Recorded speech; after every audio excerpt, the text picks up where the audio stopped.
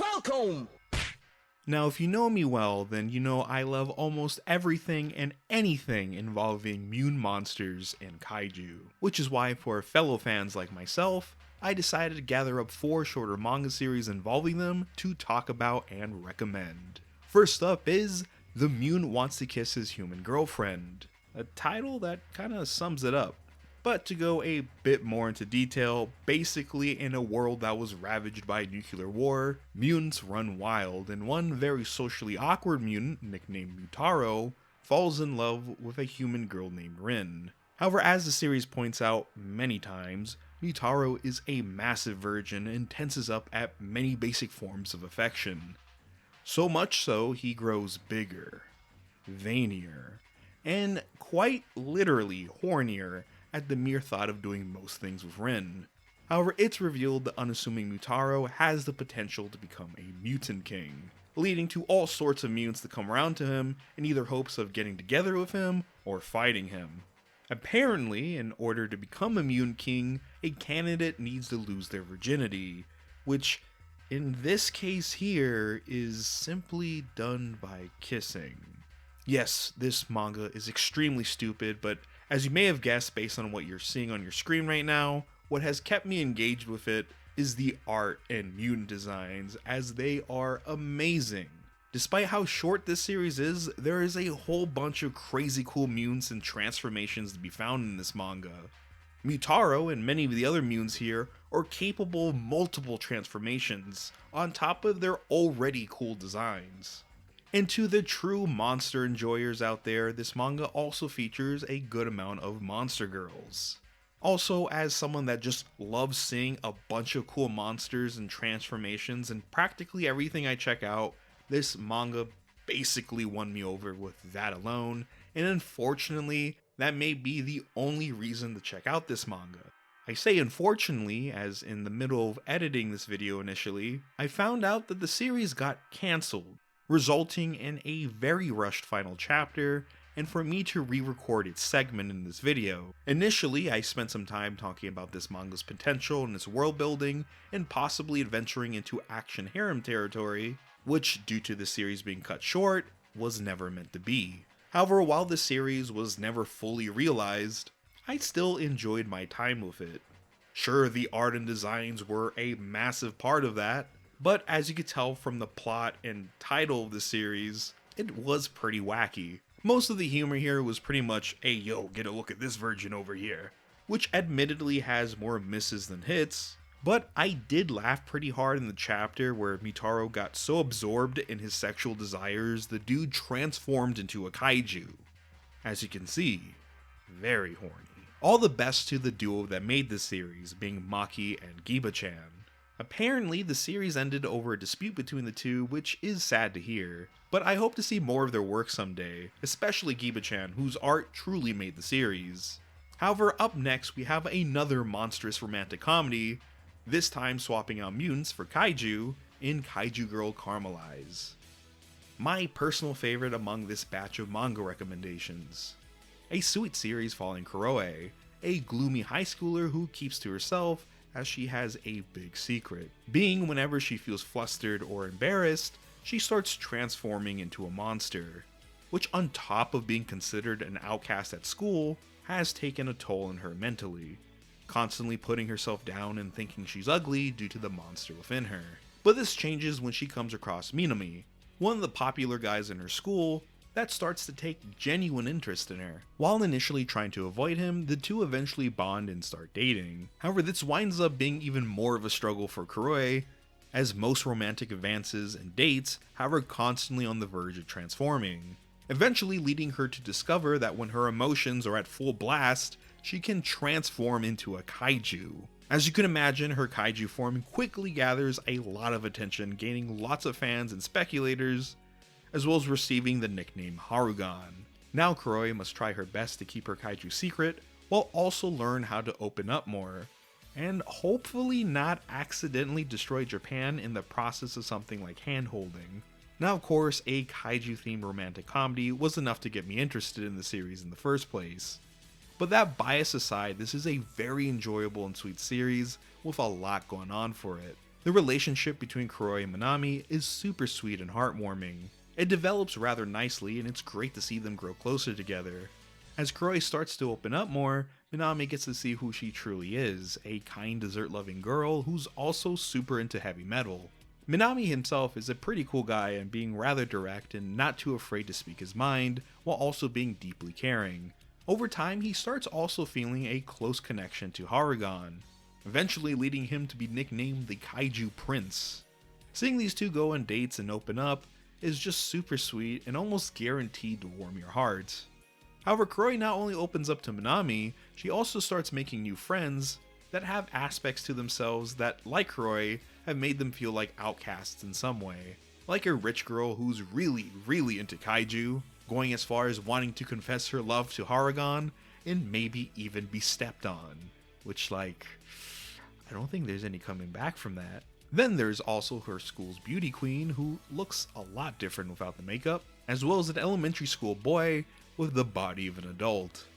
These new friends have great chemistry with Kuroi, and very lovable characters themselves, adding another layer of sweetness to this series, as their relationships help them get over their outcast feelings. However, the more Kuroi starts to open up to people, she also discovers more of her monster side, as not only can she become a kaiju, she also discovers atomic breath, wings, and throughout the series we slowly get slivers of her origins, as her condition is definitely not something she inherited from her mom, who gets more and more suspicious by the volume, adding a nice bit of mystery and even thrills to this otherwise sweet and fluffy series.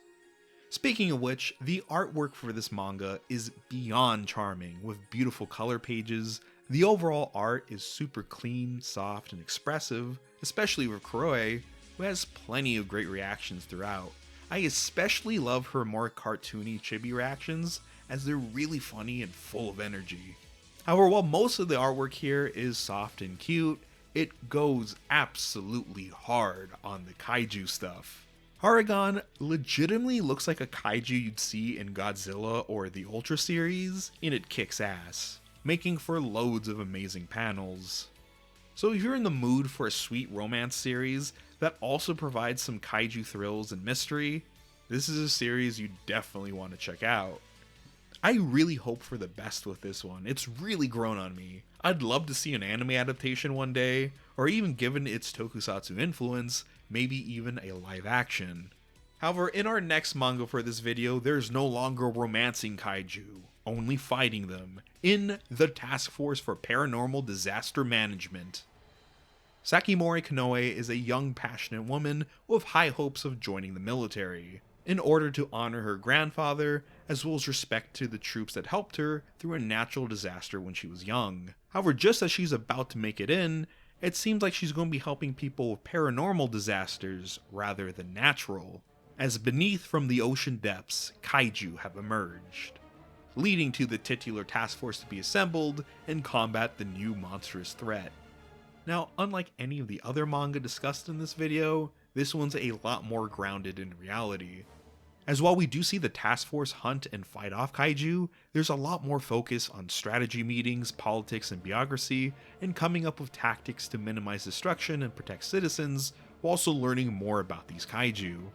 We also get to see Konoe grow within the task force, as she was just kind of thrusted in despite being a rookie, due to a public display of saving people on a ship that was attacked by one of the kaiju. The series isn't too action-packed yet. There could be a slight possibility, as in one chapter we do see an exoskeleton being tested. However, when the action is presented, it's very exhilarating, with a nice sense of scale of the destruction and monsters, plenty of thrilling kaiju encounters and chases that can feel pretty cinematic, especially during the whole ship segment that in itself felt like its own monster movie. Speaking of, I'm really loving the designs of the kaiju here. While nothing super over the top, I love that the kaiju here feel like ancient monsters from the darkest depths of the ocean, with all the barnacles and shells growing on them. However, as realistic and serious as the series can be at times, there's a handful of dumb moments. The one that sticks out to me the most being a scene where at night a dude in his underwear is being chased around in a park throughout the city while shouting, banging on doors, and running upstairs, only to then be horrifically eaten by the kaiju, who then just casually walks back to the ocean with no one noticing the next day. Not a single person or security camera caught this. I don't know about you guys, but I'm calling bullshit on that one. While maybe a little immersion breaking at times due to moments like this, I still have been enjoying this series and its fairly grounded take on man versus kaiju. However, our next manga is anything but grounded, as our final manga for this video is Mad Chimera World, a manga by Musashi Seishi, the twin brother of Musashi Kishimoto. Yes, that Musashi Kishimoto. However, just because they're twins doesn't mean their mangas are alike, as Mad Chimera World is a hardcore monstrous blast which, if you're a bit squeamish, you might want to avoid. As this manga is full of blood, boobs, violence, nightmare monsters, and a panel that will forever haunt me whenever I look at an apple. Mad Chimera World takes place in a devastated and mutated world where humans have been almost completely wiped out and animals have evolved to these insane humanoid monsters, giving rise to all sorts of grotesque creatures. Men in this world have been reduced to either being used as tools for reproduction or prey, mostly just both. However, our main leads here are human siblings, being Usagi, the badass scantily clad older sister with sweet robotic limbs, and the curious and knowledgeable Mitsuki, who is actually the younger brother, but due to the nature of the savage world towards men, is dressed as a girl. While traveling the land in hopes of finding a safe space and meeting new mutant friends along the way, the two siblings start to unravel more of the world's mysteries, learning the dark truth behind humanity's downfall and what gave rise to the many monsters they face. Now, this manga was a genuine surprise for me, as I wound up liking it way more than I initially thought I would. The world building here is so insane and interesting. Every chapter here expands the world, and it's honestly addicting, leading me to binge the whole series, as I just wanted to see how many layers of twisted this world had. As the further you go into the series, the more hardcore sci-fi and horror it gets, and I had a blast seeing it slowly unfold.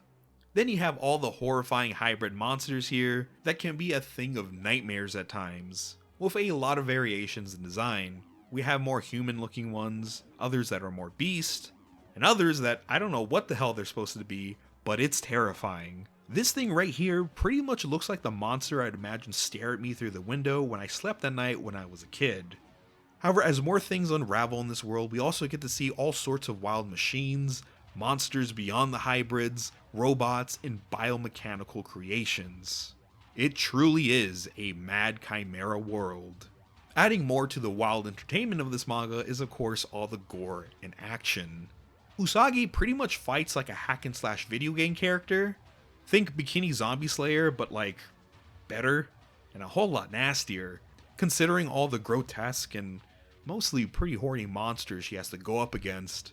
However, some of the most intense fights come from an unexpected threat, being this sleepy sheep swordsman who is absolutely dead set on killing our main characters. Whenever this dude shows up, a mad slaughter is about to go down, as he fights with multiple crazy ass swords, one of them being a fucking centipede mutant that he keeps inside of himself. God, I just love manga. Mad Chimera World is a great series that honestly could have elevated into something even greater. However, sadly, this series seems to have been cut short. It has an ending, but it feels like what would have been the end to a first saga that was sort of forced into being the overall conclusion, which is a shame. But I still enjoyed myself all the way to the last page here. Where else will you see a literal butt parasite be one of the main villains? Man, I just love manga. And with that, we have 4 mutant and kaiju focused manga. If you checked any of them out or plan on doing so, tell me so in the comments, I'd love to hear about it. And in the next video, we'll be checking out the original Shotaro Ishinomori Super Sentai and Kamen Rider manga. So look forward to that, and I hope you enjoyed this video. As always, I am Mr. FalconPunch. Stay safe, and see you guys next time. Peace.